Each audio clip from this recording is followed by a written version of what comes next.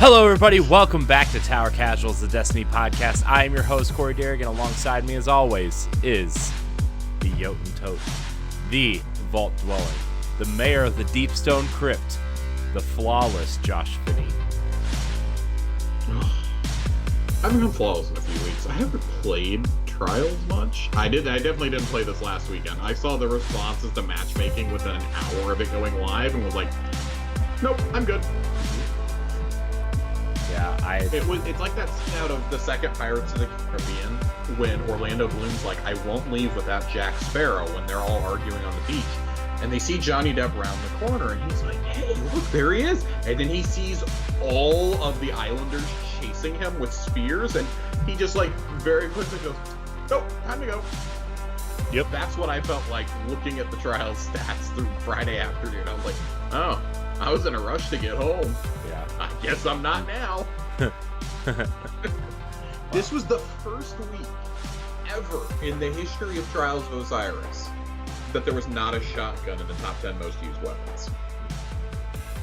Wow. Thank you for that, Widow's Court. But also, fuck you for putting like 3 bows in the top 10. Yeah, I hate Widow's Court. Mostly because I can't snipe or use bows. I hate Widow's Court in normal Crucible. What makes you think I want to play it in 3-on-3? Right? God. So bad. Oh, God. Oh, man. Dude. So, okay, before we get into the Destiny stuff, Josh, I have the Jets Colts game on the other monitor. And watching the Jets and how bad they are reminds me of how much I used to watch a terrible Browns team for like 20 years. Yeah, there's, man, the most tortured fan bases in the NFL have to be, like, in order from, like, having the best situation to the worst right now has to be the Browns, the Jets, and the Lions. The Lions will always be at the bottom of the pile. God, always. dude, the Lions, dude. Like, there was like 4 games where they were like on the verge of winning and they lost in the last second. Man, they lost like 46-7, I think, against the Eagles. Yeah. Who are not good at all. No. It's just like, you know, last week Jacksonville made Geno Smith look like Patrick Mahomes out there. I know. God damn.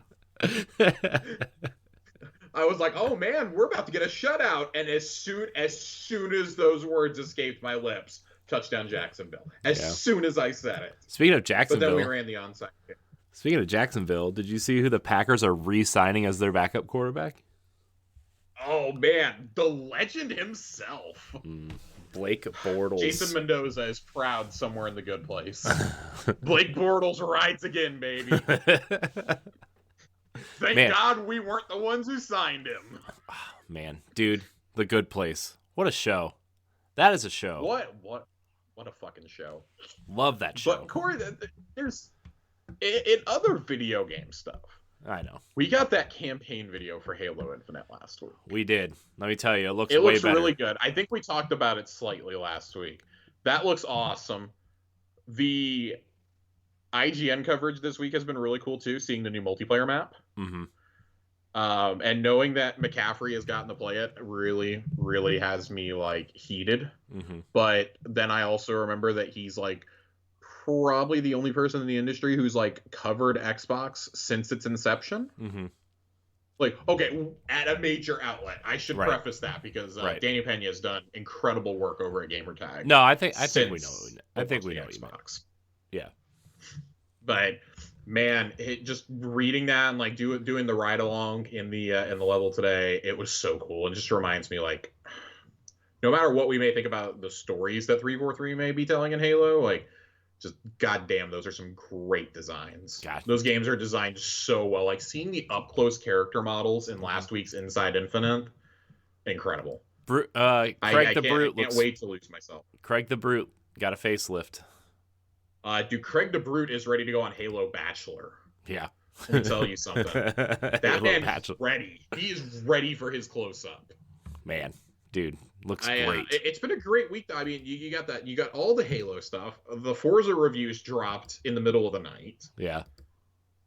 Which I'm playing Forza as soon as we're done here. I'm loading up Horizon 5. Yeah, because it's ready for preload, right? Like Yeah. Oh, I preloaded 2 weeks ago, I Yeah, think, I have it and preloaded. I I don't bought know my if I. VIP pass. I bought my VIP upgrade last night Okay. Do you need the VIP pass to play it early?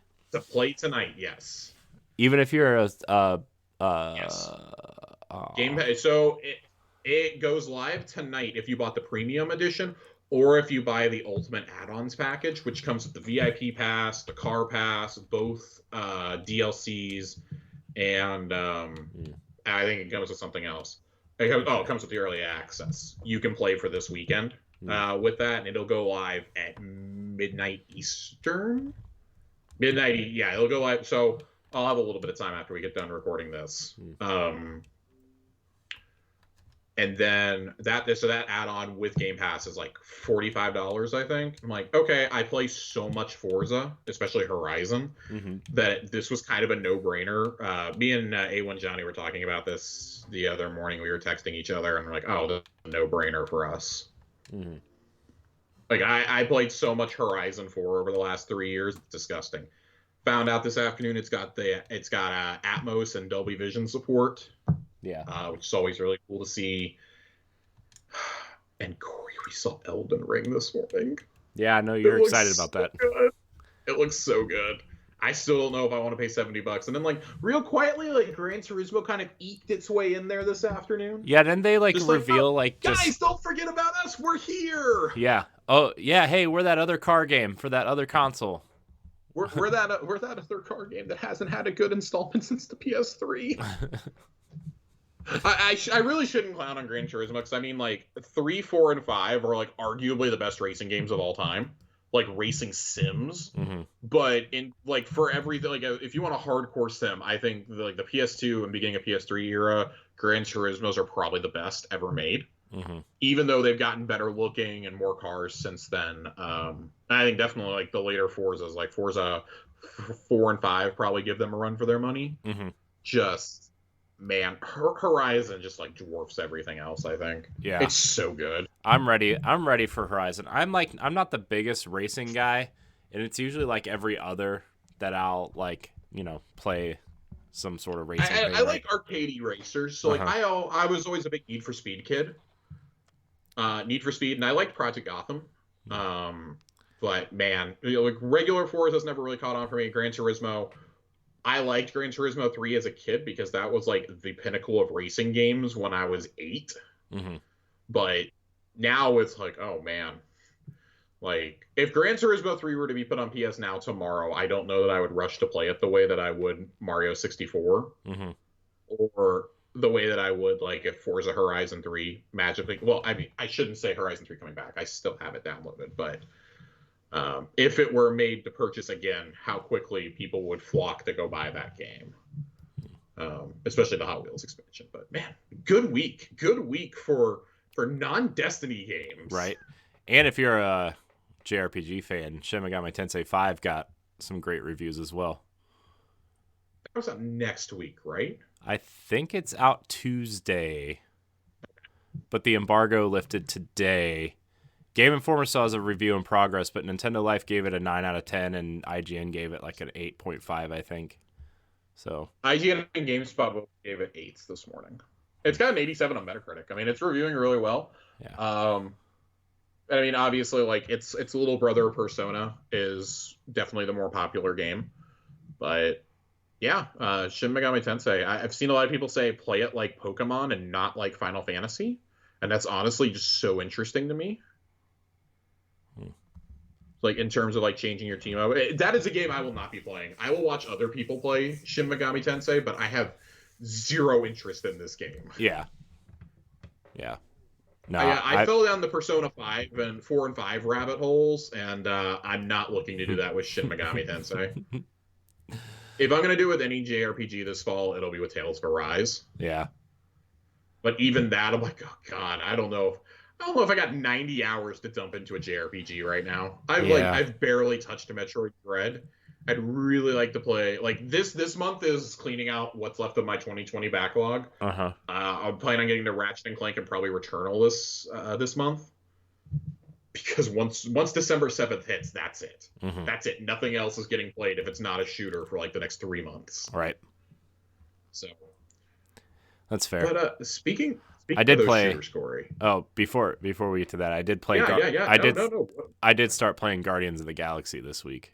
By the way, How is Guardians of the Galaxy? let me tell you this, Josh.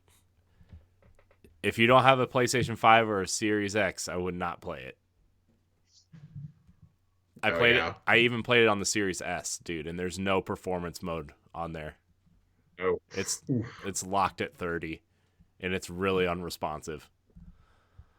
So it's kind of wild because like this is a game like you and I both were like, we're interested in this, but because we were a little bit higher on it coming out of E3 than most. Yeah. But at the same time, we were like, they keep showing this portion over and over and over again. Mm-hmm.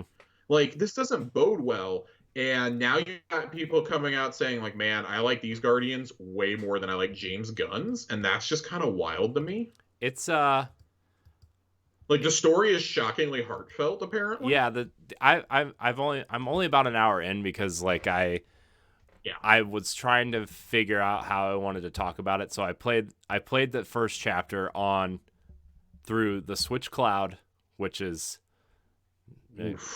not the way to play that game.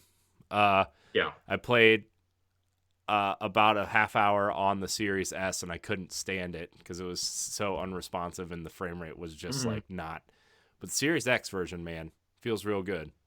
And so I dubbed this is going to be my Black Friday pickup because I'm convinced this is going on sale for it. Yeah. Oh yeah. No, it definitely. This is what I said last night on Boss Rush when we were talking about it. I said, I really like it. I really enjoy it. This game feels like one of those games that you should wait for a Black Friday sale and get for like $30 or $40. I'm just shocked at the amount of people who have this like in their top 10 of the year so far. Like, and every single person I've seen listed in there is they're shocked themselves that they have it up there. Yeah, no, I was shocked. The number one thing that says to me is you never played Deus Ex because Eidos is a great studio. Mm-hmm.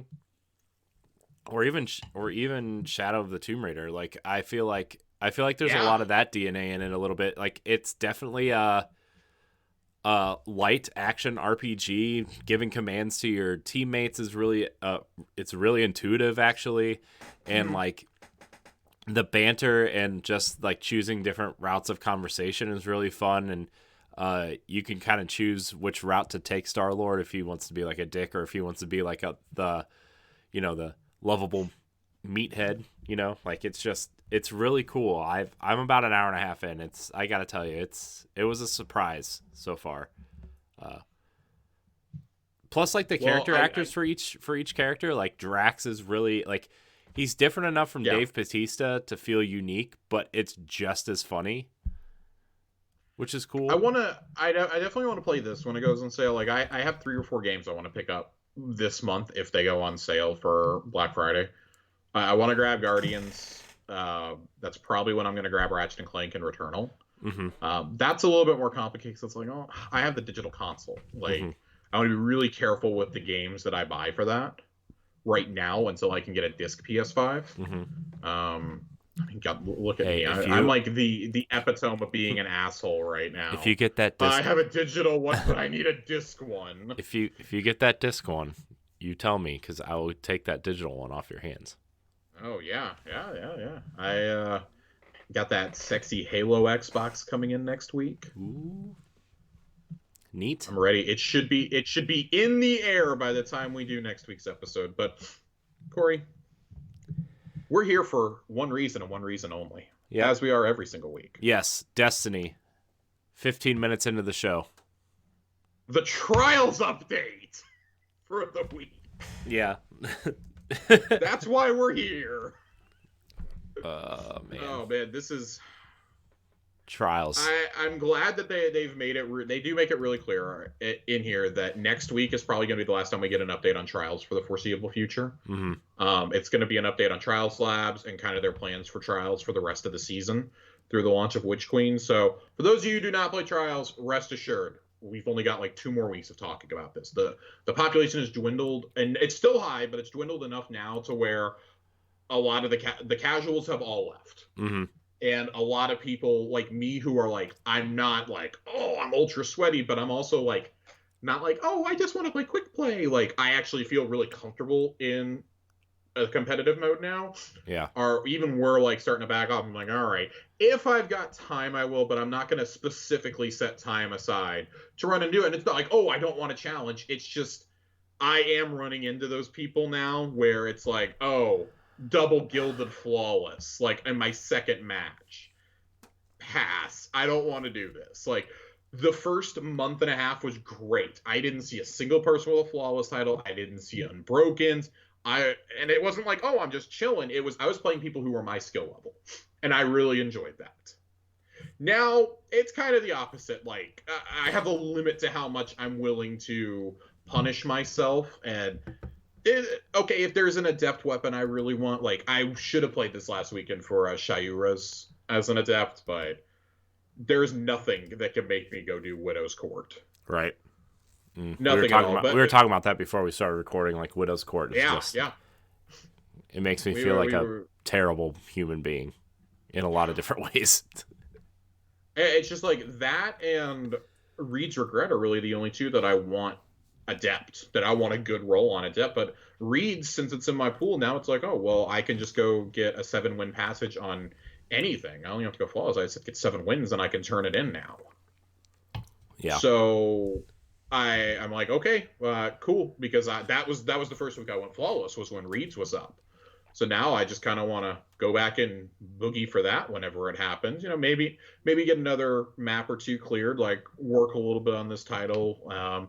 But you can rest assured, first Trials weekend of Witch Queen, or when this population spikes again, that's when I'm going for that passage of confidence for that title. That's the one I'd like to earn just once. I'm never going to gild it. I'd like to earn it once and be like, all right, my work here is done. Right. I got something I never thought I would do. I've already gone flawless like 3-4 times. Again, things I never thought I would do. Right. But trialsing aside, trialsing aside. Trialsing aside. I really like how blunt Bungie is in the TWAB this week about this. They haven't responded to the Reddit thread. I wouldn't respond to the Reddit thread. It was really toxic last week, and so were the Twitter comments. I don't wish that on anybody. I don't want to wade into any of that right now. Last weekend, we tried out changes to matchmaking and trials. We shifted to a system that put some focus on overall wins, pushing players into different buckets depending on how much they had played and won on a given weekend. We are incredibly happy with the amount of data we were able to collect. The system did not meet the goals we established on Thursday. As we continue to hone in on what settings we want for trials overall, we appreciate those who have been hopping in for a few cards and sounding off with feedback. So compared to 3 weeks ago, when we got some of the numbers initially, because they seem to be giving us like big dumps of data whenever Iron Banner weeks come.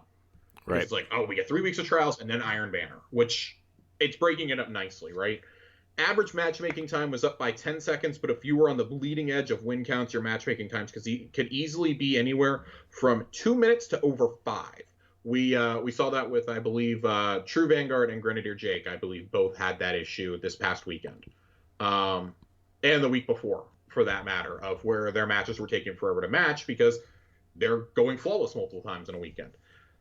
Overall games played was down 33%. Wow. And blowout rate went up to 28%. So it went up slightly from like 25% to 28, which they've said that's kind of the danger zone right there.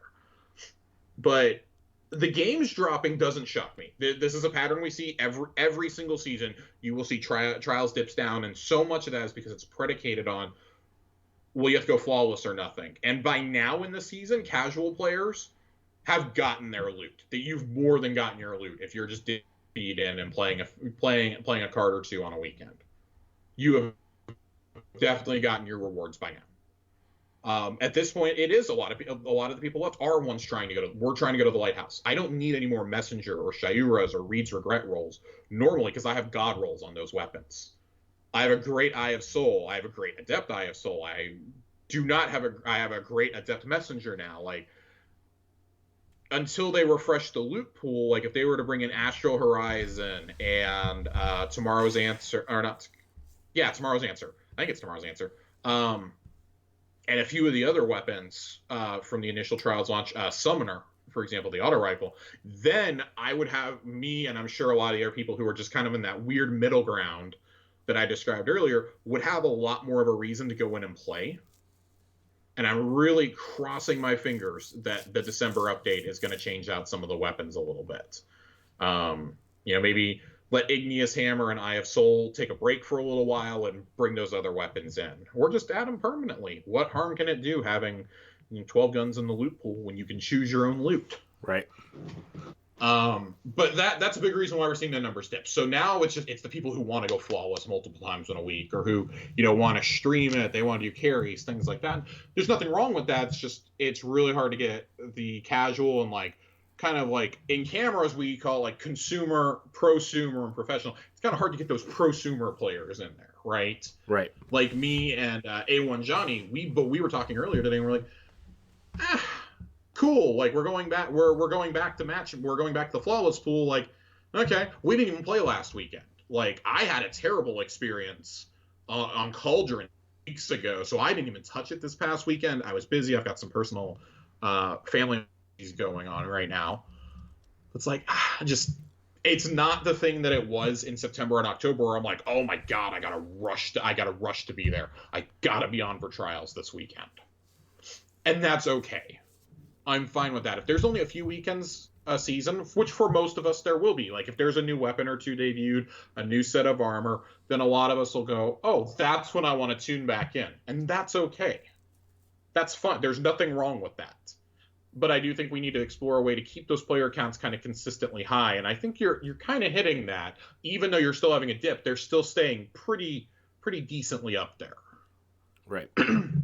But there you go. Solo play went up a bit. Fire team play, either exclusively or part-time, went down by about a third.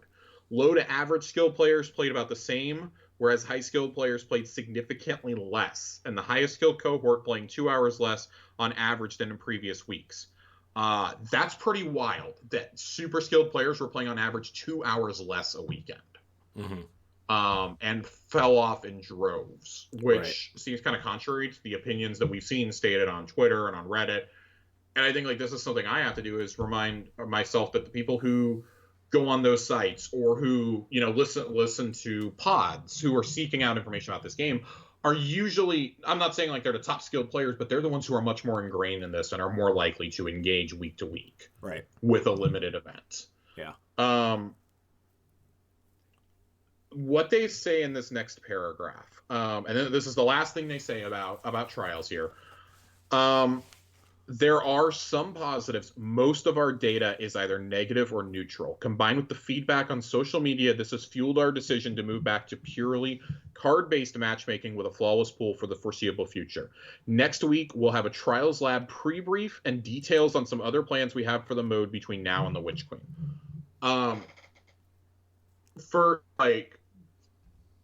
I didn't think it was necessarily a bad idea to get rid of the flawless pool last week. Mm-hmm. I was actually really shocked at the negative attention that got, because that's something I've seen people calling for, is to get rid of it. And then suddenly the calls were like, no, please give it back. Right. Because I think the way in which they went about it was pretty rough. It still kind of had the same result. Well, if you don't go flawless in your first 2 or 3 attempts, you better not even play the rest of the weekend.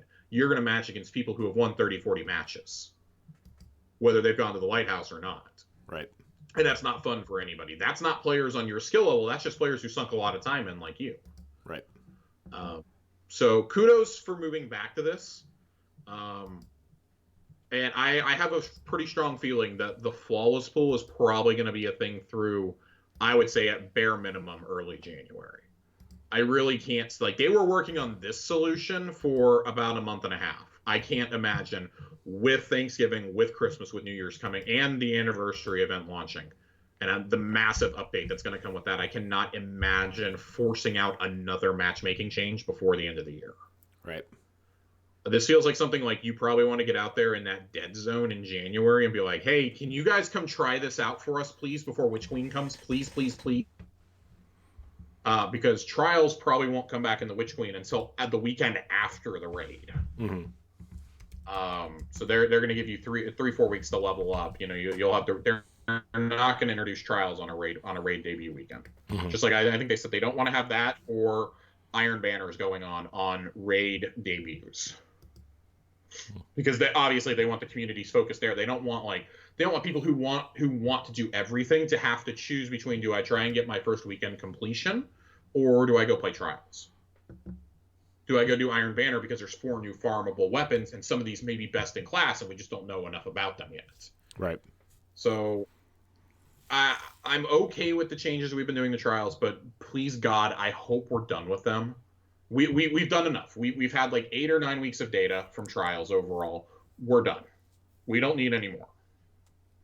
Right. We don't need to see anymore. We don't need to do anymore. There's nothing else that needs to be done on this end. And that's not me being like selfish or being a prick about it. That's just me being like, okay, you have enough data to work with. Determine what you need to do. Like, kudos to having all to changing it week to week, but it's becoming a bit jarring. I think we can all universally agree the first 2 to 3 weeks were probably the best weeks. Yeah.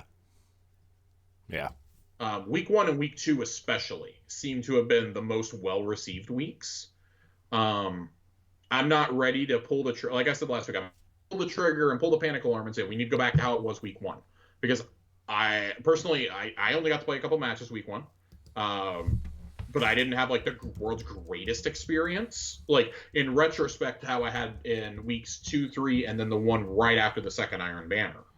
I had much better experiences.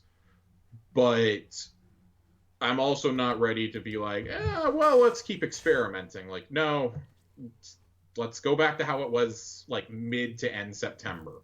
Right. And I think that's at least a neutral ground for this for most of the population. Yeah. Maybe not for your top tier players, but I feel like for the rest of us, that's a pretty even ground. And it felt more like skill based than like connection based or win based. So I don't know. I hope next week is the last time we talk about trials because I'm really tired of talking about trials every week. Yeah, I mean, there's not a whole lot more we can really say at this point. Yeah, yeah. I just want them to take this data and figure it out, and tell us when it's ready. Right. So, and I mean, we've said for a long time, if you were going to do it, this was the season to do it because 3 weeks. Or we would normally have like 3 weeks left in a season. So if you had done this during a regular season, it would have been a whole up and down season of trials changes. Get it done now. You've still got the back half. You're going to have an influx of people coming back for the anniversary, coming back for Dawning, for Moments of Triumph, things like that. Cool. Then we can play out some of these changes with a bigger audience. Mm-hmm. We know there's going to be another trials labs happening in December. At least that's when it's planned for. I wouldn't be shocked to see the solo node come back. The freelance node, I think, is probably going to become a permanent staple. But I'm not sure. Like, I personally, even when the solo node was up, I was still having a better experience in the regular playlist than I was in solo. Yeah. But I don't know.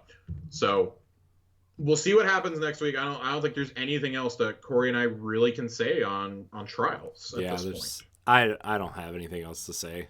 I mean, if you want to hear other thoughts on trials, go listen to like the last 8 episodes. And that's not me being sarcastic or anything like that. Genuinely, since mid-August, we've been talking about trials changes, revamps, plans, etc. Mm-hmm. It's been 3 months. I'm really tired of talking about trials. Yeah. It's let's talk about something else. Let's talk about something else. Why don't we? Bungie Bounty is coming back. We haven't had a Bungie Bounty in like a year. Yeah. It's been a long time. There's a spiffy emblem you can earn from that. They're going to have it both in Crucible and in Gambit. And whatever streamer is the Bungie Bounty target is going to bring it up before or at the top of their stream. And they're each going to stream for a couple hours. And they've got just a ton of people across different days, time zones, etc. It's going to go on for about 9 days, it seems. Some really, really well-known streamers in the community, several that I really like. Fallout Plays is going to be doing it. Miss Kenner is going to be doing it. More Console. There's some great people in there. Go do it. Like, if you match in their game at all, either on their fire team or on the opposing team, you're going to get the emblem. Mm-hmm. And I've always been a big fan of Bungie Bounty. I've never, ever gotten one of those emblems, but I think it's cool. It's definitely one of the rare. Those are the rarer emblems in the community. Like outside of like movie and artist of the week, and maybe the fashion ones.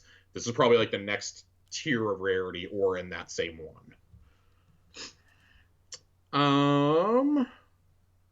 They're asking for Destiny hero stories. So who's had a heroic moment in the Crucible, fire team member that saved the day before wiping in a Grandmaster Nightfall, massive kill streak that saved your team from a loss, teammate melting a boss or taking out an invader. And I like what they're doing. They want these to be moments that can inspire newer players, and I think this is good. Like this will serve to bring more people in, or encourage those like, hey, you may be really daunted by the size of this game and by everybody saying, oh, it's inaccessible to new players, which it is.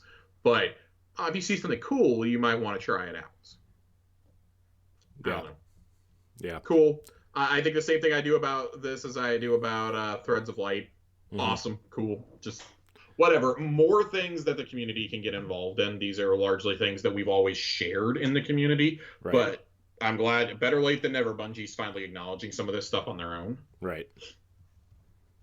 Do Prime Gaming rewards. You can go check that out if you've done it. And that's honestly about it. There's not much else. Nope.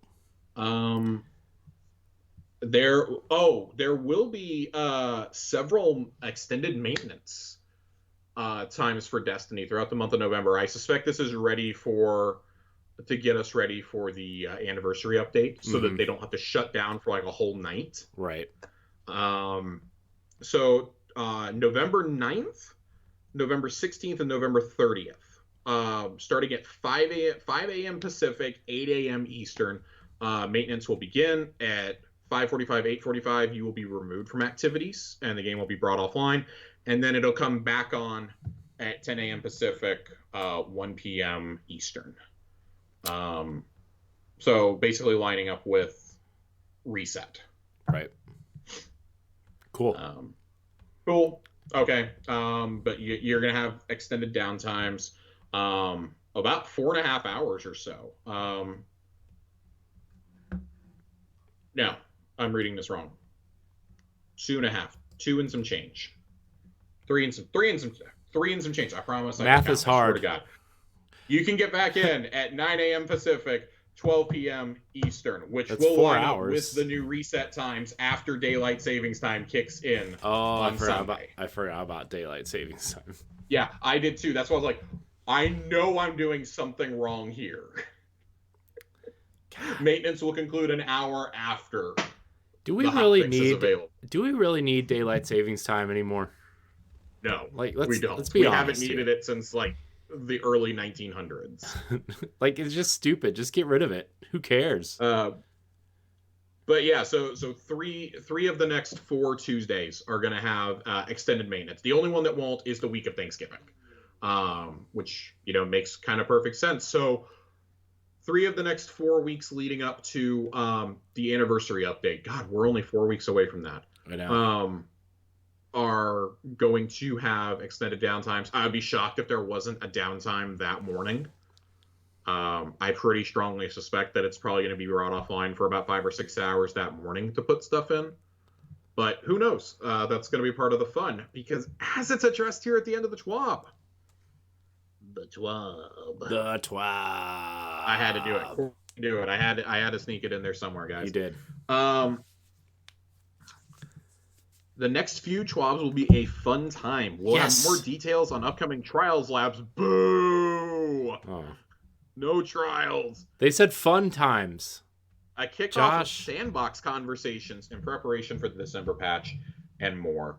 I'm hoping that this includes some information. At this point, I think Moments of Triumph is likely going live with the anniversary update. Yeah, it seems because that'll still give you nearly 3 months to do it. Yeah, that seems likely, right? I mean, I still maintain it would have been perfect to have in November, just to kind of keep some momentum going in the game. Yeah. But it's pretty clear even Bungie wants you to take a break this month. Yeah, that's where I was going. I was like, maybe they just want you to take a break because they're about to add a whole bunch of stuff to the game to keep you playing until the Witch Queen, Well, and I mean, we're about to have a complete sandbox shift. Mm-hmm. So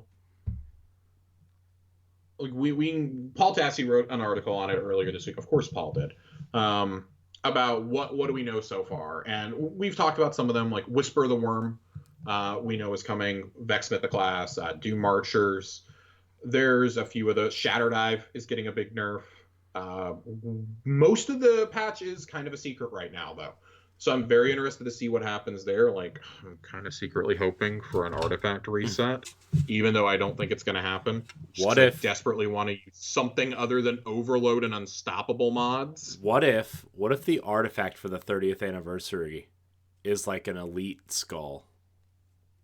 So I was going to ask, do we think we're out of the TWAB now? We're out of the TWAB. That's all our scheduled content for the night, aside from a couple questions and lore corner. Speculation time. Do we think we're actually getting an artifact with the 30th anniversary? Because that's not. We've had conflicting things. Bungie's been really mum on it. We're kind of just going off the leak, right? Of they claim there's going to be a separate season pass for this. I don't think there's going to be a season pass for this. I mean, if you're going to do an artifact, it would make sense. But what do you do with the one that continues the rest of the season? Can you swap between them? You think they're going to try to do what Halo's going to do and let you swap between them? I would think that you would have to introduce something akin to what Halo is going to do. Or, since so many people are already close to the end of this season pass, you think they just add it on? You think they add like 50 levels to the end of this one?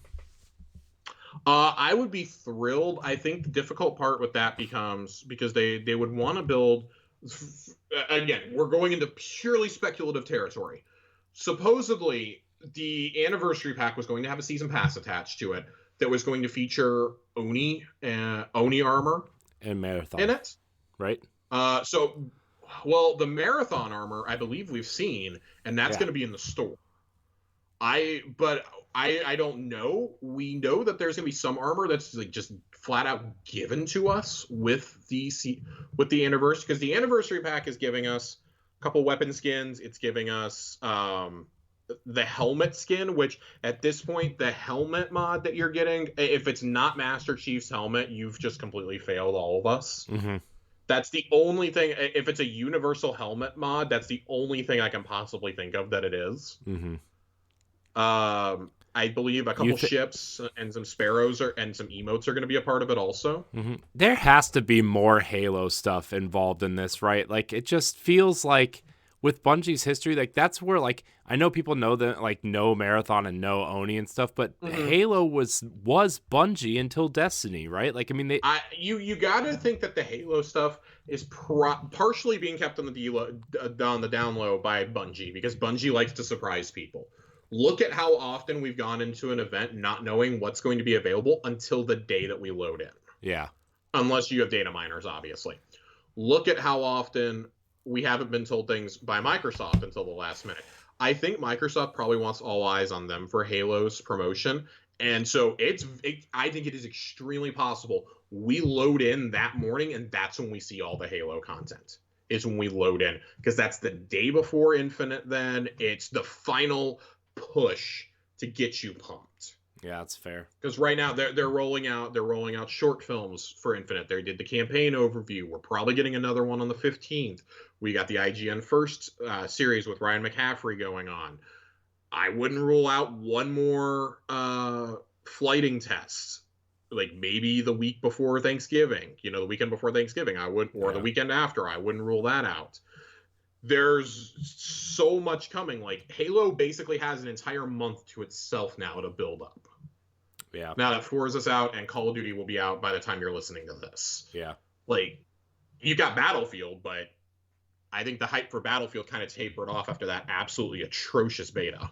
Yeah, that and the delay, right? Like, and the delay company with the delay, favors. like, when it was supposed to come out would have been the perfect time for that game to come out, and now that it's just lost in the shuffle, and Halo basically being free to play and Call of Duty being Call of Duty, and it's just it feels lost again, So unfortunately, and that's a shame, because I really like Battlefield, but I did not enjoy my time in that beta at all. Yeah. I think that you've got an interesting firestorm here, though, and we know that Microsoft and Bungie are real close. I mean, there's the possibility that we see something on Halo on the actual 20th anniversary of Halo on the 15th of this month, that maybe Bungie goes, hey, we not only want to celebrate, we have an anniversary coming up that we're starting to celebrate in December, but this is the 20th anniversary of our best known game, of the game that built Bungie, essentially, and the house that built Xbox. Like we wanted to have something to celebrate. Like we've seen the cosmetics for Master Chief Collection this week, and they're all so good. The Xbox and the Duke shoulder pads are so cool. The Duke shoulder pads are great. The knitted grunt backpack. Yeah. And I love the Orion armor is what I really want. The armor from the very first Halo reveal. That's from like the third person like weird thing, right? That is from the 1999 debut of Halo. Yeah. Yeah. Back when Halo was going to be an RTS. God, dude, remember that? Oh my gosh. It went from an RTS to a third-person shooter to an FPS. And who would have... I went back and read the classic review that Game Informer did, and Andy McNamara and Andrew Reiner in their review and in the second opinion both are like, we never could have guessed this. It's etched into my mind forever. I know we're getting off Destiny here. We're talking about a little bit of Halo. I mean, we're going to talk about Halo on this show coming up, guys. I mean, it's going to happen, I'll never forget the month that the GameCube and the Xbox came out, November 2001. I got my Game Informer and I'm reading it, and I got to Game of the Month. And going in, I didn't know anything about Halo. I was 9 years old. I didn't play shooters. I wasn't allowed to play shooters. And I was hyped up on getting a GameCube. I was begging for one for Christmas that year. I really wanted it. I wanted it for Star Wars Rogue Leader and for Smash Brothers. But I knew enough about games at that point and I knew how Game of the Month worked. Like, it's totally going to be Luigi's Mansion. That's got to be what it is. And the paragraph that opened their review section that month is etched in my mind forever. 3 months ago, if you would have told us that we would be picking Halo Combat Evolved over Luigi's Mansion for Game of the Month in November 2001, we probably would have laughed you out of the room. Yet, that's exactly what has happened here. And Gene Park of the Washington Post kind of brought this up earlier today. He was talking about, he ranked the Metroid games for a feature. And he was saying, Metroid Prime is his best Metroid game because aside from Doom and Halo, that's probably the most influential FPS ever made. And I was like, yeah, I mean, it came out a year after Halo did and still did something completely different. It told a completely different type of story, different interactivity than anything we'd seen in an FPS so far. FPSs used to just be like, pick up a gun and shoot things. Halo challenged that notion, and especially with the multiplayer. Right. And then, Metroid Prime goes on to that, how those two kind of duel back and forth. You look at the release schedules for them. Both of their sequels come out in 2004. You have Metroid Prime 2 and Halo 2 come out within a week of each other, which are two of my favorite games ever made. And then in 2007, you have the same thing with Halo 3 and with Metroid Prime Corruption, and which I was definitely less than thrilled with. But by that point, I was like, I'm not playing shooters on the Wii. It's been 8 months. I'm not playing a shooter. To be fair, school for Halo I think if Metroid Prime 3 would have had normal controls, it would have been better. I definitely think it's... If you would have had something like the Pro Controller then, it would have done wonders for that game. Like, it's definitely... I still feel like it might be the weakest of the Prime trilogy. Oh, it is. It's not even a question. But it's still, like, it still would have been way better with the controller. Yeah. It's still a great game. We look at things like that, and I find it impossible to think that Bungie's not going to celebrate the game that made them, even though they don't own it anymore. They clearly, like, the people who work at Bungie and who work at 343 clearly still have a lot of strong connections. Most of the people who wanted Bungie to split off have since left. Or they were in junior positions at the time. People like, Luke Smith. We talked about Luke Smith a lot. Luke Smith had just started working at Bungie when they split off from Microsoft. And look at him now. Now he's the franchise director of Destiny. This dude was their community manager and podcast producer in like 2006, 2007. Like, don't ever tell me you can't do something and you can't make it in this industry. Like, that's a success story right there. But I mean, you think about it, in the early 2000s, he was writing he was working for what? PC Gamer? Or who was he working for? EGM. Yeah. So, I mean, like, Talk about somebody who was on one side and made it on the other, you know what I mean? Right. And it's like, so I find it impossible to believe that like so many of these people owe their career. Like Lucas talked about it extensively. He did a great interview with Kinda Funny. I don't remember if it was last year or if it was when Shadowkeep came out, but he did a great one-on-one with Greg Miller. And he basically was like, I owe my entire career to this game. I owe my career in gaming to Halo. Like, yes, I was a writer and this and that, but he's like, I was obsessed with Halo and with Halo 2. He's like, he was one of the first guys to do the Scarab gun. Mm-hmm. And like, I remember reading about that. I remember seeing that on X-Play and whatnot, like back on classic G4. I remember seeing that on X-Play and God, what was they had one that was like game tips and tricks or something. I can't remember the name of the actual show, but I'm pretty sure they talked about an Attack of the Show at some point. It's just all these old shows, and like so many of us we're into Destiny because we were huge Halo fans. Right. Like it would just be a disservice if we get through this and like. That's the only reason why I picked up Destiny, right? Because I was huge Bungie and a huge Halo fan, and this was Bungie's new IP, right? It wasn't Halo, but it was like, oh man, Bungie's making a new IP. Let's go check it out. My exact words when I stepped into the Cosmodrome for the first time and played it was, "This is Halo movement perfected." Mm-hmm. Yeah. This is the Halo control scheme perfected to me because. God, I like 343 a lot. I love how Master Chief Collection handles. I love the Halo Infinite Flight. Nobody does gunplay like Bungie. Mm-hmm. Nobody. Mm-hmm. Nobody makes guns feel as unique as Bungie does. And just them having like this massive sandbox to play with. It's like well, we're gonna dwell a little bit more on this as we get closer to the 30th anniversary, and I'm sure after we play it. Right. But I know that's been kind of a hot topic in the community is what are we actually going to see from Halo? Like, we kind of know what we're seeing from the other franchises. We don't really know. Like, Halo, we just know a couple like class armor items. Like, what else are we actually going to get here? Mm-hmm. And I think that's something they want to keep very secret because they know, we all know also, no matter how little or how much they do, it's not going to be enough for a very vocal part of this fan base. Right. And not just the Destiny fan base, but the Halo fan base also. Like, oh, you took too much. And the Destiny fan base, oh, you didn't give us enough. Like, we grew up playing Halo. Like, a lot of it, we're adults with, careers and children now.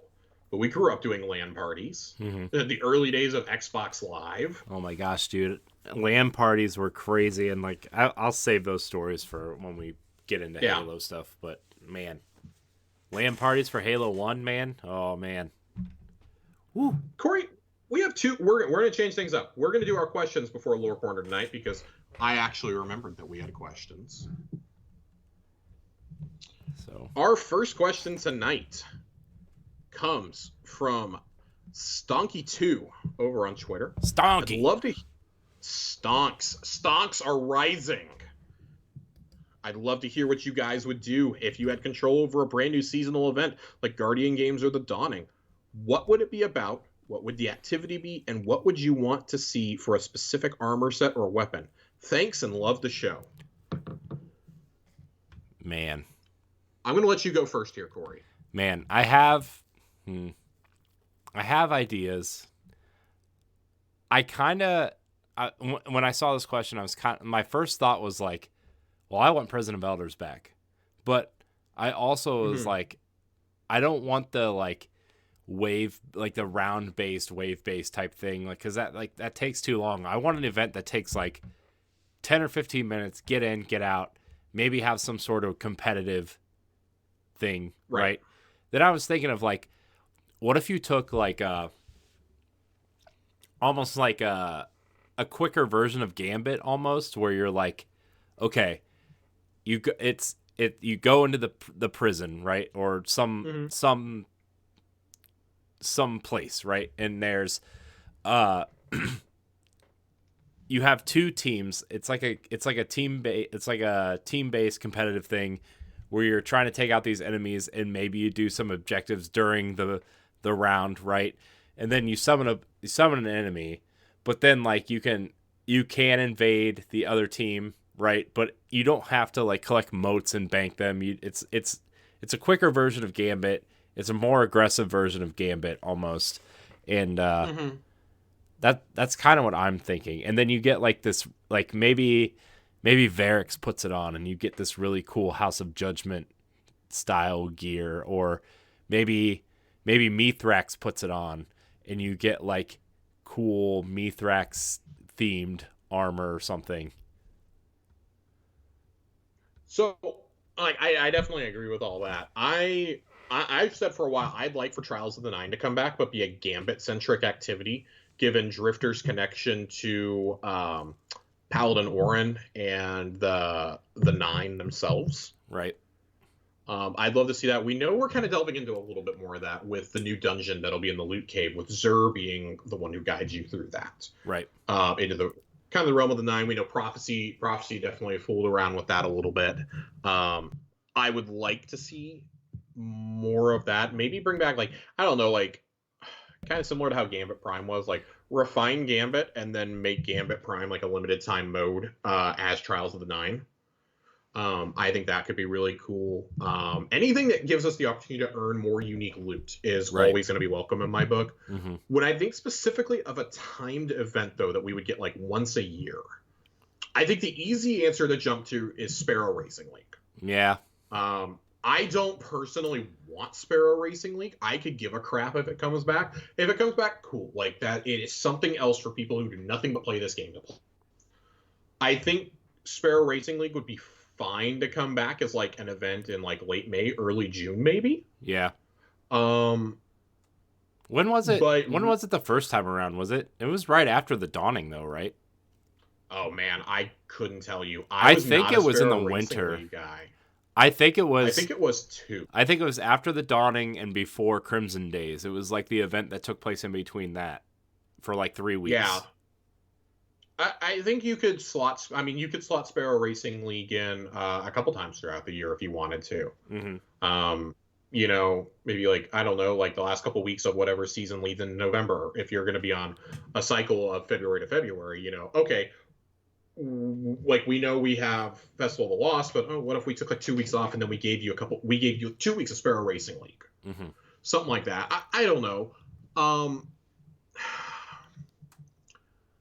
I would like to see, if you did Sparrow Racing League, I would like to see some unique maps for it.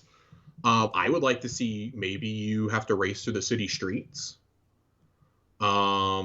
Maybe you have to do the Sparrow race without the giant flaming ball behind you or if it's there, it's not as aggressive from Scourge of the Past. Right. I think that could be kind of funny with, like you said, Varix or Mithrax narrating it. Yeah. Or maybe they like Mithrax and Saint like buddy commentating it. Yeah, or maybe like Mithrax and Saint, like they have like since they're buddies, it's like a friendly competition to them, and like three or four players are on one of their teams. Oh, yeah, that would be great. Yeah, it'd be like a 3-on-3, but you're on Saint's team and I'm on Mithrax's team or something, and like maybe you just hear their banter back and forth depending on who's winning or not. That'd be cool. Yeah. Oh, it's great. I think if you were to bring Sparrow Racing League back and it was something like that, I think it could be really fun. Make 2 or 3 different maps, and just like each time you bring it back, like, oh, here's a map, okay, but like there's kind of like a rotation. Like, we're gonna do it 3 times in a year. You got 3 different maps to do it in. And like, it could be sections that already exist, right? Like, you could easily like port the home. I don't know how easy this is to do or not. I'm backseat game developing right now, but like take the streets that we see in Homecoming, in the Chosen or whatever mission it was. Yeah. When we stop Gaul, when you're running through the streets, I think that would, like, if you clear up like some of the debris and stuff, that could be funny. Like, maybe frames are like taking shots at you as you drive by with like, not with like guns, but like with tasers or something. Like, they shut your Sparrow down for a second or two, or they slow you down like it's you're going through like hive gas or something. Right. I think things like that could be really fun. And like you said, like Prison of Elders is something I've been a big proponent of. But I think if you do this, give me some like racing suits. Yeah. And I want like I want a rapid fire sidearm as the gun. Ooh. I want to call it. I don't even know if I want it to be like a legendary or if I want it to be an exotic. I want to call it the Wingman though, regardless. That'd be cool.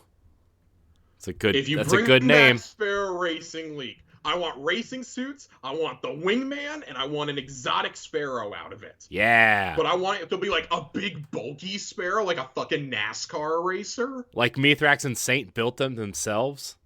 Oh my god, can you imagine like Saint is like big and bulky and Mithrax is like this like crisp like circuitry and like it kind of looks like not even crisp, but it looks like it's kind of hobbled together and like you do the quest line for the event and Amanda gives you a Sparrow that's just as fast as Always on Time at the end with the perk from Always on Time. Yeah. Which is still unique to that Sparrow. Gives you that maybe. I think this would be the perfect time also to introduce something I've been asking for a while. Sparrows 2.0. Ooh. Let me mod my Sparrow with certain resistances, with speed upgrades and whatnot, but in exchange for little trade-offs. If you're going to bring Sparrow Racing League back, I got to be able to mod my ride. Right. Yeah. And I want Vin Diesel to have a vocal cameo in this. It's about family. I want him. No, I want him. I want him to play Marcus Wren, the reigning champion of SRL in canon. I want him to play Marcus Wren, and I want him to pull up beside me in the intro mission for the event, and just tell me the words "ride or die," and then I want the Wiz Khalifa song to kick in. Oh, jeez. As I'm rounding the corner and he's going one way, I'm going the other. As he realizes I'm going to win, I want the Wiz Khalifa song to kick in. I want him to Paul Walker his ass. Wow. That came out wrong. I don't mean like that. I want him to drive off into the sunset. I don't want him to die in a fiery inferno. I want him to Brian O'Connor himself. That's what I want him to do. That would be my ideal seasonal event, but I want it to happen even for a week or two a season. I think would be great. Yeah. But you have a couple different tracks that are like you can even do it during these events. Like you have a Halloween track, you have a Christmas track. Like imagine if you have a Christmas track and there's like dregs and like frames and like sweeper bots on the side who are like throwing snowballs at you as you're driving by, and it's like giving you the frostbite you get in the tower. Yeah. How great would that be? It'd be hilarious. That's funny. Also, please fix Crimson Days. Thanks a lot. Thanks, guys. I like Crimson Days. Please fix it. Please bring it back. Bring it back. Wow. That's what I would do. And my armor choice is boring, but I stand by the Wingman as a rapid fire sidearm would be great. It's cool. You can just reskin Last Hope for me. I'd be okay with that. That's fair. Just do it. Just do it. That's fair.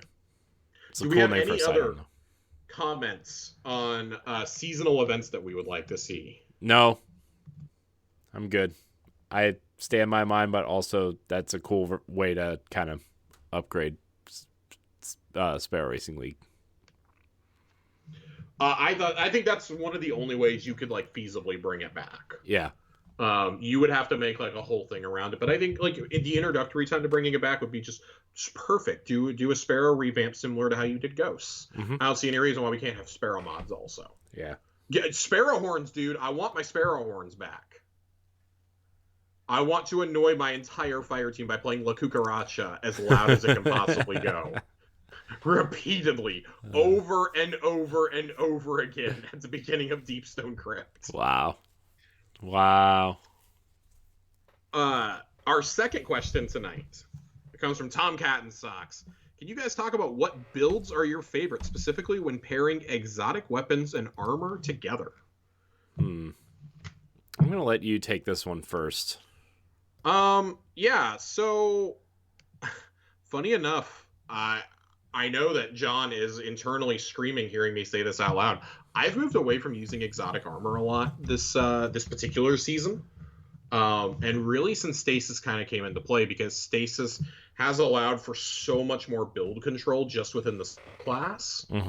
that I've taken to using that more and more and more. In terms of armor, when I use my armor, I'm usually I'm running a fully masterwork set of legendary armor, obviously. When I use an exotic, typically I put on an exotic to either help with one of two things: to help with my mobility, like I need that just a slight extra boost or an extra speed, so I'll put on stompies if I need those. For jumping puzzles, that used to be my go-to in Whisper of the Worm, and I would switch them off as soon as we got to legitimate enemies, because I was done with jumping by then. But most of mine is really built around just supporting like my stasis ability, specifically melee builds. So I use my stasis melee a lot. I prefer to dump my stuff into artifact perks personally. I think that the artifact perks combined with how stasis is kind of framed out, at least for a hunter, I think it's really hard to argue with that is like the best option right now. And keep in mind, most everything I'm saying is because I focus on PvE builds. I don't do PvP builds really. Again, this is making some people scream internally. I don't usually change my stuff up for PvP unless I was running Celestial Nighthawk ahead of time. Like if I happen to be running Stompies and I go into Trials, okay, I'll leave them on, cool. But I'm not going in there with Orpheus Regs on. I'm not going to go in there with Shards. I have gotten away from using Blade Barrage in there because freeze grenades and shurikens are just so helpful. If they would make a slight tweak to Oath Keepers, that's the one where you get an extra bounce from your throwing knife. If they would make a slight tweak to that and like let my shurikens have an extra bounce or two, I would probably never take those off. One thing I have started to use a lot though, when it comes to a PvP build and using stasis in particular, a friend of John and I's, Max, turned me on to this. Mask of Bacchus. I really like Mask of Bacchus. Instead of having my dodge, it lets me basically blink once. And that is great for ambushing, for maneuverability, for flanking, especially if you're attacking with another person and you use that. Like, then they don't know where to aim their super or aim their heavy or whatever because you're blinking out of the way. I like that. I hate playing against it, and if I hate playing against it, that means it's probably pretty good to be using. That combined with freeze grenades is just, it's dirty. Even in PvE content, it can be pretty good for getting around champions or getting to revives. I've found that out. But I think with that, you need to have high mobility if you're going to do that on a hunter. You probably need to be thinking about doing Shatter Dive and not like I do, which is Duskfield grenades. Because I think if you can use the blink from Bacchus, drop your grenade immediately, you can Shatter Dive before they can do anything. And I say that knowing full well that strategy is probably not going to be viable a month from now. But it is one of the only instances in which I would say, yeah, go ahead and use the Shatter Dive. Because if you can put together a combo like that, you honestly deserve to use it. But I think as far as exotics go, for hunters and PvP, I think it's a little bit more difficult. For PvE, I like to pair. I've been using Vex Mythoclast a lot. It's been no secret. I've been using, especially with this season's fusion buffs, with the buff 2 Mythoclast, with particle deconstruction. I've been using it constantly. We do Grandmaster Nightfalls. I take that in there because I mow down the unstoppable champions with it. Not only is it stunning them, it's doing a ton of damage. And if I can get those linear shots, bam, bam, bam, I can pretty much drop a champion right there. Right.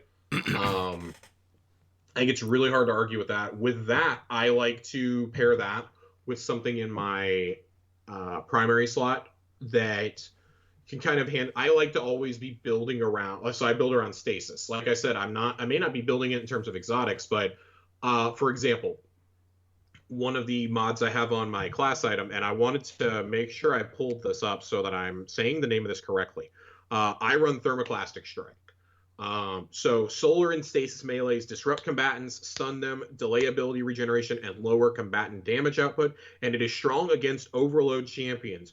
Refreshes melee ability whenever you or a member of your fire team stuns an overload champion. when we were doing Grandmasters the last couple weeks, I was just standing at a safe distance, just chucking them, because you get 2 at a time, and as soon as they stun, bam, they're both back. It takes 2 to stun. I'm just continually stunning while everybody else is damaging.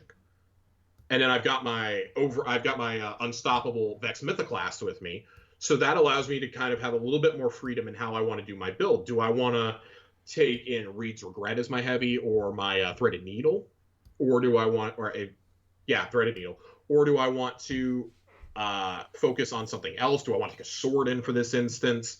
For my primary, I have found myself running most of the season Peacebound, especially since I got the one with Headstone, so I'm creating stasis crystals constantly. Mm-hmm.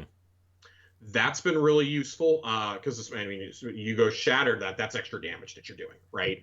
I like to do that. I don't know. I think that we're going to see a lot, and I definitely want to talk more about builds going forward, because we're getting the Void 3.0 rework with Witch Queen, and that's gonna be a big part of what I'm going to talk about in March. We're talking like 3-4 months in the future.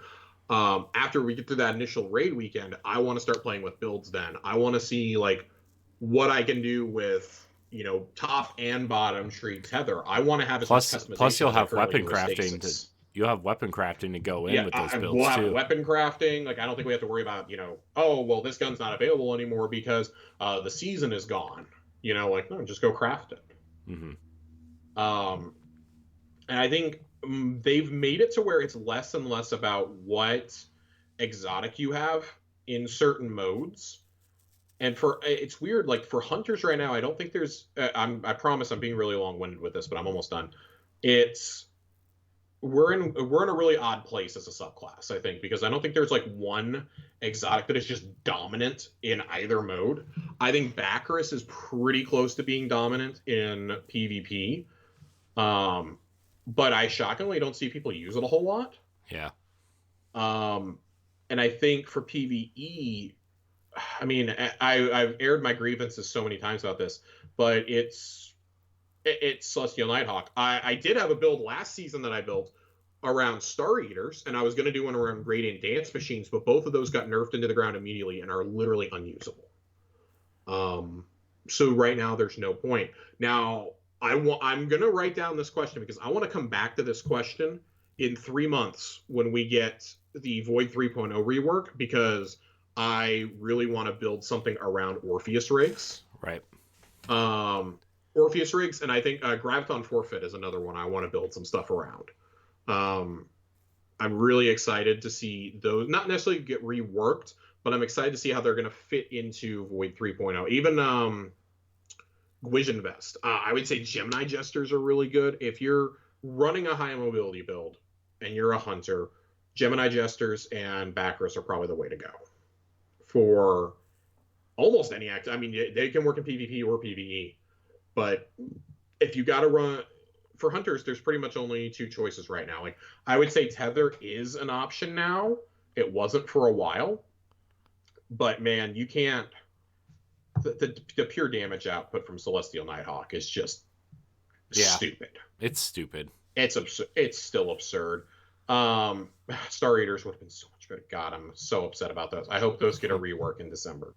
But before I sit here and keep talking about my build all night, Corey. I mean, you could if you want. What do you?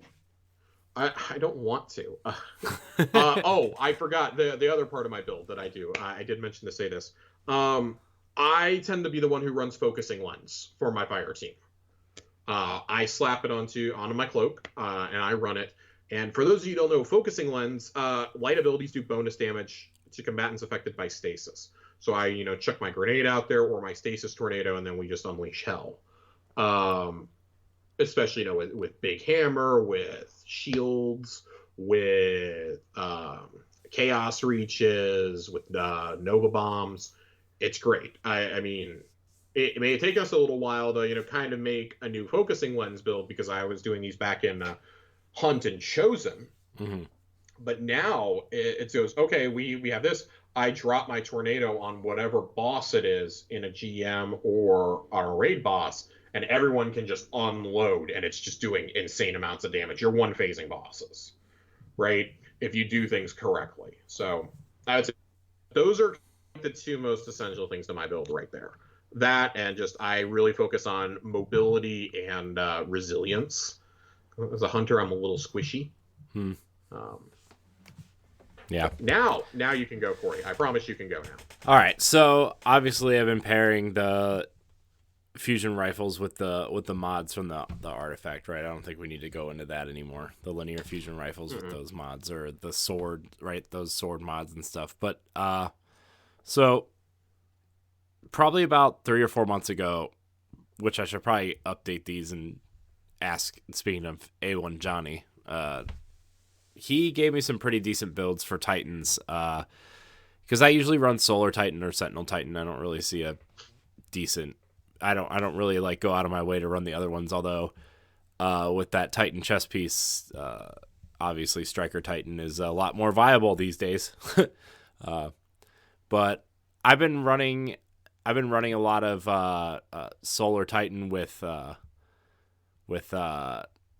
Worm God's Caress, the boots, the arms. I mean, the arms with the Middle Tree Solar Titan, which is pretty awesome because you can usually just annihilate a ton of guys at once, and I also been trying to run that build a little bit with Dune Marchers, so and sometimes I pair that with Monte Carlo because it's why not, you know. Monte Carlo is great, especially if a melee build. Mm-hmm. Yeah. So and someone like me who likes to get up close and personal with enemies and not always in the smartest way possible. I just like to run in there and murder guys. So that build's fun. I also run a little bit of when I'm not running. Obviously, Helm of Saint 14 with the Bubble Titan, right? Like when I'm running Sentinel, I usually run the Ursa Ferosa gauntlets and obviously grenades and melees clear adds and heal your team. So that's kind of the build I've been running with. It's more of like a support role. Mm-hmm. So I do run that a little bit. So obviously it's not as in-depth, and I've been playing with these with different mods and everything. Because like I've never really played around with builds until this season, really. Or I guess last season, really, like to the extent that we talk about on the show. But those are really the two that I've been messing around with when I'm not using my go-to bubbled Helm of Saint 14, obviously. So, but yeah, obviously not as in-depth as yours, Josh, but those are the ones I've been playing around with. Yeah, I mean, it's funny because you're definitely playing with more exotics than I am. I've just reached a point of complacency with my build, like where I am. Well, I think run stasis so much that I'm secure with not doing it. Yeah, I mean, I think it makes sense though with stasis because there's not a lot of, there's not really a lot, at least that we really know, that really assists a stasis build, right? So, I mean, there's definitely ones that can help you out with your melee and things like that. And like I said, I've really tried to focus on mine, and this melee has made it so easy for me to play from a ways back. Even nerfing the damage and the tracking for it, has really, really helped. Yeah. Like I said, just being able to stun overload champions like that over and over and over is great. Like I have the privilege right now of being able to say, oh, I'm just going to run stasis for this season because there's nothing that's really helping. There is stuff that's helping solar, but not to the point where like, okay, I have to run this solar build instead of my stasis build.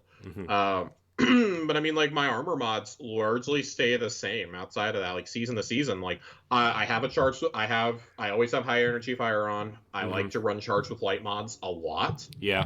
So that stacks on stacks, those are pretty common ones for me. Yeah. This season just happened to be an awesome season in which there is so much from the artifact that I need to or want to run. I am almost always running Radiant Light and Powerful Friends because I run a lot of arc-based armor on my class. If you don't have either of those mods, those are essential mods to have, I think, for basic builds. Those are two of the absolute best mods you can possibly get. Along with, I would say, High Energy Fire and like the Charge with Light Suite. those are like the ones, if you're wanting to get into build crafting, those are ones you should be buying from Ada when she has them pop up. Radiant Light, for those who don't know, casting your super causes nearby allies to become charged with light. And then because I run more than one arc piece, Radiant Light also gives me a plus 20 to my strength. And then Powerful Friends does the same thing. When you become charged with light, nearby allies also become charged if they are not already, and you get the plus 20 mobility. I get that the basic ones for those can kind of become canceled out, but with that, if everybody's running high energy fire, I'm charging everybody constantly with throwing my super out there as much as I can. With my stasis super, like I'm getting it back pretty quickly. If you're in a scenario where you're needing high energy fire, you're probably creating a ton of warps. Everybody's got masterworked weapons, or they've got catalysts that they've done. They're chucking supers for ad clears. Like, I've been known to get two stasis tornadoes in one Taniks damage phase. Right. In Deep Stone. And then when you take things like that, you're getting it even quicker in situations like Atheon, where you're becoming charged rapidly. I have been able to get 2, sometimes even 3 Celestial Nighthawks off on Atheon. If I start off in the room and I shoot my Nighthawk right at the beginning, I will get another one by the time everyone's exiting, and I will usually get one more or be on the brink by the time Time's Vengeance ends. Right. Like, it kind of depends on the scenario, but my basic mods pretty much stay the same, especially this season with my special mod artifact allowing me to interchange between stasis and solar. That is just the biggest gift you could possibly give somebody like me. Oh, those are the only 2 things I run. Awesome. If I need to go throw on Nighthawk, I can throw on Nighthawk. Bada bing, bada boom. So, any more build comments before we move on to Lore Corner? No, I think we can. I think we move on to Warlocks. I'm sorry. Yeah, sorry. Warlocks. Here's my build for Warlock. Hold down X to delete character and start a different character. Bah. Rude. Rude. The 2 that we're going to read tonight are they're going to be a pair of Zavala stories. Ooh. They're going to be from the 2 Nightfall weapons of this season. So the first one we're going to read is the Hothead. Think of it as a weaponized temper tantrum, is what the flavor text says. Zavala swung off his sparrow in a rocky gulch near the EDZ. Across the wash, a Cabal legionary leaned next to a small shuttle, and a Scion stood at attention nearby. "You Zavala?" the legionary called. Zavala tried not to feel slighted. "I am Commander Zavala," he answered. I can't do it like Lance Reddick, so I'm not doing voices. The legionary squinted and nodded slowly. "Had to make sure," it said. "Security stuff." "Let's do this quick." The legionary pointed a fat finger at the Scion. "The Scion is going to ask you a question. Then you tell me your answer. I go tell Empress Keitel, and that's all." "What kind of question?" Zavala asked. The legionary shrugged. "Only the Scion and Empress Keitel know. Safer that way." Zavala warily approached the Scion. As it stared into him with its single eye, Zavala felt his ears ring. His hand went to his sidearm, but a vision sprang to his mind, vivid and fully formed. Zavala saw the dreaming city. He saw Cabal ships filling the sky, spewing oily smoke. Then an explosion, a sea of explosions, violent, red and black, with the fury of planet killers, unmakers, but concentrated, refined, for the size of the task at hand. He saw death for all in the dreaming city, bodies face down in the crystal grid of their palace. Marasov, Petrovenge, Crosshairs, countless awoken. Collateral. For at the bottom of a crater was the shattered body of a crystal-bound hive god, destroyed at her most vulnerable moment, her trickery silenced forever. Then a war. Yes, probably, but a small one. And behind it, blood on 2 pairs of hands, 2 willing to pay the price for peace. No. Zavala broke the Scion's gaze, and the vision stopped abruptly. The legionary grunted. "That your official answer?" Zavala straightened. "My answer is no," he said clearly. The legionary nodded. "Fair enough," it said, and took a half step back from the Scion. The Scion punched a code into a small wrist-mounted screen. There was a brief chime, a muffled pop, and the Scion slumped to the ground, blood pouring from a wound in its head. Zavala reached for his weapon again, but the legionary laughed and held up a hand. The volunteer knew that's part of the deal. Now nobody knows what the question was except for you and the Empress. Safest that way. "Gotta go and tell her your answer," the Cabal called as it climbed into the shuttle. "Hope you made the right choice." The craft chugged into the sky, its jets spattering Zavala's boots with the Scion's blood. I think this is fascinating because we know that Scions, specifically Callus's Scions, predicted the future. They predicted the future, but they always predicted a future in which Callus was the god of everything at the end of the universe to satisfy his ego. Mm-hmm. Scions seem to continue, at least powerful Scions continue to have this power, it seems. That they can see plausible futures, they can communicate messages telepathically, things of that nature. And I find this fascinating in a number of ways because we know that Keitel has kind of been pushing for an offensive against Savathun, knowing, and she has ships watching the Dreaming City. She has ships watching the Reef. She's ready to pull the trigger, and it almost makes me wonder if there won't be some big event at the end of this season that involves her, the Awoken, Crow, because Crow and Saladin are the emissaries to her. Mm-hmm. That kind of wrap their storylines for the year. Right. Spider we still have to deal with. The Tangled Shores being sunset. Like, is something going to happen? And Savathun ultimately is going to get away. Right. Just what are the events that lead to that? Does Keitel jump the gun? Right. Does Zavala, is this going to add another layer to Zavala's story of he feels regret for not acting? Right. You know, especially if say Witch Queen leads to the death of Ikora, we know somebody is dying, either this season or in the Witch Queen, a major character. Is Zavala going to feel guilt like he did over Cade? Yeah. You know, like he did over the Speaker and over the city. Like, at what point do these events, when they're racking up, lead Zavala to resign from his post as commander of the Tower Vanguard? Not saying that he should, but at what point does the guilt become too much for him? Right. Yeah. So, and I mean, he just had a dissenter in the city ranks, in the consensus ranks. Mm-hmm. One of the leaders has fled. The other, two of them have fled. One is dead. You know, and he's reminded of that repeatedly throughout this season too. Yeah. It's just, it's wild. There's so many things here, and it's like, well, what do we do now? Yeah. Like, the leadership is fractured. Savathun's basically achieved her goal there. Yeah. How are we supposed to mount an offensive against her? Right. Well. Our second piece tonight comes from the comedian. Aha! Ha ha ha! Ha ha ha ha ha ha ha! That's literally the flavor text. Zavala I get it. Dully at the, because comedians are funny. Yeah, I know, right?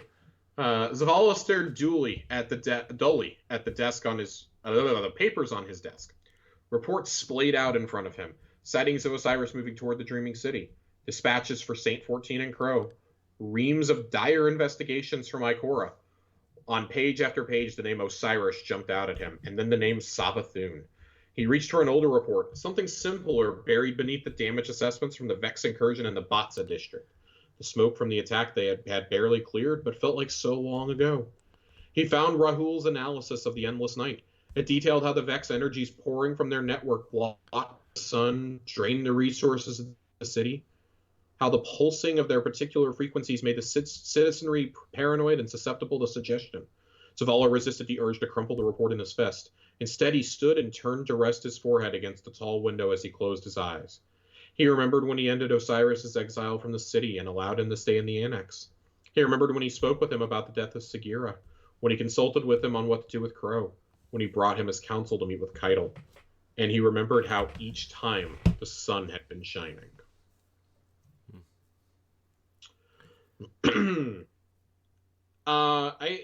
This just kind of, again, this adds another layer to Zavala. You know, this is more racked with guilt. You know, he literally let a hive god into the city. Right. But he let her in. The Vex almost took over the city because of that. The Elixni were almost wiped out. But yet he's also overseen alliances with the remainder of the Cabal Empire and with the Elixni under Mithrax. We've gained a tentative ally in Keitel, at least for now, and we definitely have an ally in Mithrax. Right. So at what point does Zavala think that we have enough for, you know, what we've said is going to be the Avengers Assemble moment of destiny? You got to think that it's coming in the Witch Queen, that this is all groundwork for what's going to happen at the end of that campaign. Yeah. whether the raid actually deals with Savathun or not is another question entirely, or Xivu Arath, or the Harbinger. Like there's so much that can possibly happen here, and I think in terms of storytelling, and I think it's great that we read some of these lore pieces, and it gives us an insight into what these characters are thinking, but also for future motivations. We spent a lot of time talking about Zavala and Saladin this year. Yeah, because guys are guys that they haven't really been at the forefront of the storylines until recently, especially has been at the forefront of most of the last year of storytelling. Saladin is slowly creeping up there. He's had a lot that's been happening off screen, but if there's anything we know about this franchise, they like to tell stories off screen to prep you for what's coming.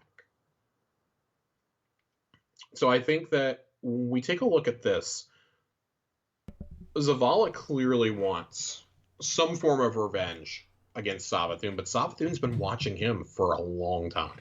Mm-hmm. We know that she was peering through Shax's Ahamkara skull at Zavala, trying to influence him, and we know that from the Traveler's Chosen One. We know that the people in the streets, it says here that they're susceptible to paranoia, anxiety, and trickery and suggestions. They're humming Savathun's song out there. Mm-hmm. Crow is singing it in the Helm. At some point, we have to reckon with all of this. Like there's a larger narrative reason for her song. Like this is something that's been in the game since the Red War campaign with the Big Shrieker, literally called Savathun's song. And I think it's great that we've come full circle, even though it's taken 5 years, almost 5 years at this point to do it. Right. I think that's great. That's great. Like, to lay these narrative seeds and do it. Like, Savathun is something we've built up to since the Books of Sorrow. Since we dispatched Oryx, we've been working up to Savathun. Right. We've been working up to Xivu Arath. Like, we know what Savathun looks like. Are we going to see Xivu Arath in the flesh this season too, before the end? You think? Are we going to watch two gods duke it out next season? I wonder if there'll be like a weird hive civil war between them. I think it's definitely possible, because Xivu Arath is pretty clearly aligned with the Black Fleet, and Savathun, both. I don't think she's being entirely. We've discussed this, that maybe this isn't the real reason. Like, she is clearly scared of something. Maybe but it's not Xivu Arath. Maybe she figured out how to steal the light so she could fight Xivu Arath in the darkness, or like whatever power the Black Fleet is giving them. We know the darkness has passed her over multiple times. Yeah. First it went, Aramis, and then figured out how to use it, and then we did as well. Savathun was trying to keep us from talking to the pyramids when they first arrived. Right. She didn't want us talking to them. We remember the Season of Arrivals. We remember the inflection points. Remember the weekly story where she was sending Nokris to stop us. Right. And her lieutenants in the Ascendant Plane.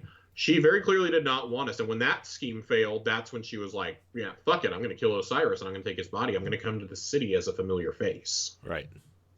So, yeah, I don't think there's a whole lot to really dissect here, but I think these are interesting building blocks for what we know is coming. Yeah. So, man, that's Lord Corner. So many questions that, like, you think you're going to know the answer to, and then they're just going to turn it on its head. Yeah, and that's both exciting and terrifying. Like, we think we have it figured out. In a way, I've just kind of given up on trying to figure out what's going to happen, because there's 50 different plot threads that are all intersecting at the same time. Yeah. So, man, so exciting. I'm so excited, Josh. There's so many exciting things happening in Destiny. I just want to play them. So. Right. Well, Josh, is there anything else planned for the evening? For tonight, no, I don't think so. We were debating if we were going to sneak off and go see Eternals at a late showing, but I don't think we're going to. I'm simply too tired, and she's had a migraine all day. So. Yeah. All right. Well, guess we'll wrap the show then. I want to thank everybody for watching and or listening to Tower Casuals. Remember, you can find us every Friday on your podcast service of choice, on our YouTube channel, and various other places. Josh, thank you for your time tonight. Where can we find you? At @just__Finn, 2 N's on Twitter. Nice. You can find me at I am Corey HD on Twitter and Instagram. You can find me hanging out, playing some Destiny. And that's kind of it. You can email the show at towercasuals@gmail.com. You can tweet at us questions at towercasuals. Follow, like, subscribe, share, rate, and review wherever you listen to the show. And until next week, we love you. Goodbye. Bye-bye. Bye.